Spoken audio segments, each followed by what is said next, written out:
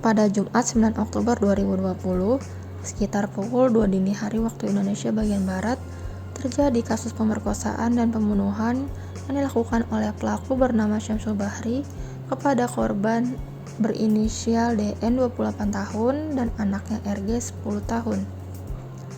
Syamsul Bahri awalnya mencoba memperkosa DN, tetapi RG mencoba untuk melawan Syamsul Bahri sehingga RG justru dibacok 9 kali oleh pelaku. Lalu, pelaku memperkosa DN dan setelahnya menghanyutkan jasad RG ke sungai. Ternyata, pelaku telah merencanakan aksi tersebut karena pelaku telah mengawasi kondisi rumah korban. Pada saat itu, DN sedang hamil sekitar 3-4 bulan.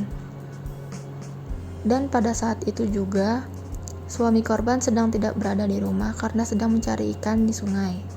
Setelah pemerkosaan berlangsung, DN dibacok oleh pelaku dengan ditemukannya luka bekas bacok pada tubuh DN, dan setelah itu DN dilarikan ke rumah sakit RSUD Langsa dan dirawat beberapa hari.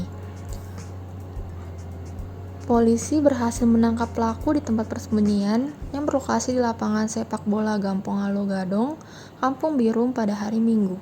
Namun, polisi kesulitan saat mencari jasad korban RG karena pelaku tak mau buka mulut untuk menunjukkan lokasi pembuangan jasad RG. Pada akhirnya, jasad korban ditemukan pada Minggu sore oleh tim gabungan Polres Langsa, TNI, BPBD, dan masyarakat. Pada saat ditemukan jasad korban, kondisi mengapung di Sungai Gampong Halo dalam kondisi berpakaian lengkap. Setelah diperiksa, ternyata terdapat luka bacokan di pundak kiri korban dan luka tusuk di leher, rahang, bahu, serta tangan kanan korban. Hukuman yang akan diterima Syamsul Bahri menurut KUHP adalah 1. Pasal 340 yang berbunyi, barang siapa dengan sengaja dan dengan rencana terlebih dahulu merampas nyawa orang lain, diancam karena pembunuhan dengan rencana dengan pidana mati atau pidana penjara seumur hidup atau selama waktu tertentu, paling lama 20 tahun untuk RG. Pasal 353 ayat 1 yang berbunyi, penganiayaan dengan rencana lebih dahulu diancam dengan pidana penjara paling lama 4 tahun untuk RG.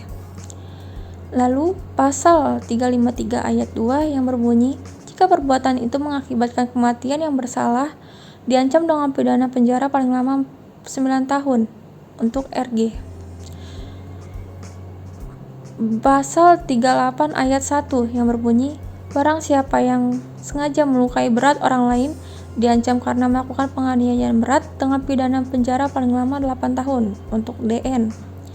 Dan ayat 2 yang berbunyi, jika perbuatan tersebut mengakibatkan kematian, yang bersalah diancam dengan pidana penjara paling lama 10 tahun untuk RG. Pasal 355 ayat 1 yang berbunyi, penganiayaan berat yang dilakukan dengan rencana terlebih dahulu diancam pidana penjara paling lama 12 tahun untuk DN. Lalu ayat 2 yang berbunyi, jika perbuatan itu mengakibatkan kematian, yang bersalah diancam dengan pidana penjara paling lama 15 tahun untuk RG. Selanjutnya pasal 286 yang berbunyi, barang siapa bersetubuh dengan seorang wanita di luar perkawinan, padahal diketahui bahwa wanita itu dalam keadaan pingsan atau tidak berdaya, diancam dengan pidana penjara paling lama 9 tahun untuk DN.